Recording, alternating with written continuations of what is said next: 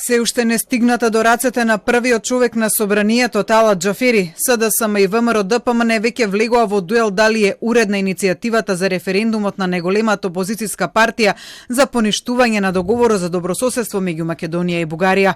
Опозицијската партија која во петокот ја достави иницијативата до собранието со надеж дека Џафери, како што рекоа, нема да користи негови методи за да ја отфрли иницијативата како неуредна, денеска со конкретно обвинување на сметка на СДСМ дека таа веќе работи на отфрлање на иницијативата.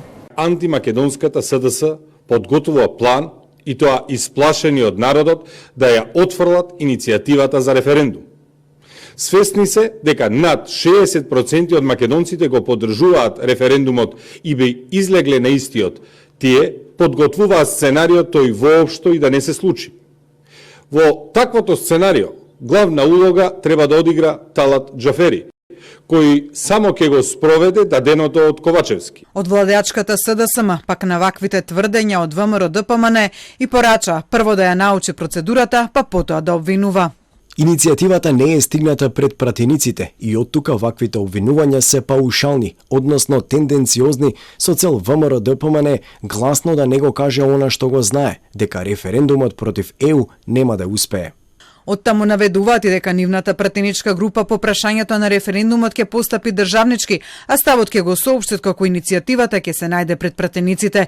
И додека од партиското седиште Левков тврди дека власта подготвува сценарио да го отфрли референдумот, лидерот на ВМРО ДПМН Христијан Мицкоски попладне во од Кавадарци со изјава дека тој слушнал и прочитал за тоа, но не знае дали е шпекулација. Ако е вистина, уште еднашка власта покажува страв и плашени се.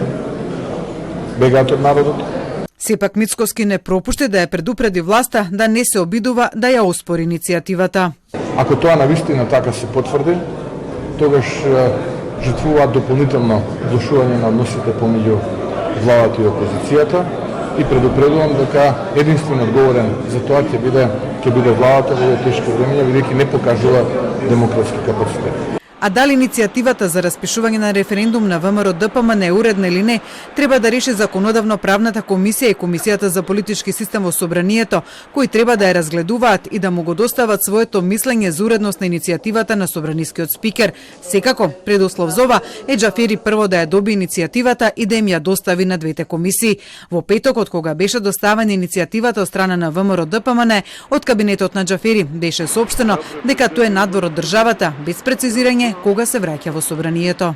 Председателот Џафери уште ја нема примено иницијативата. Тоа е надвор од државата. Во моментот кога ќе ја прими, ќе информираме навреме и ќе објавиме соопштение.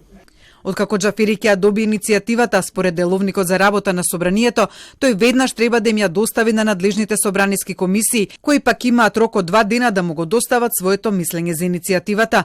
Доколку иницијативата е уредна, Џафери има рок од 3 дена за тоа да го извести ВМРО ДПМН, доколку не, треба прашањето во врска со иницијативата да го стави на дневен ред на првата наредна седница на собранието.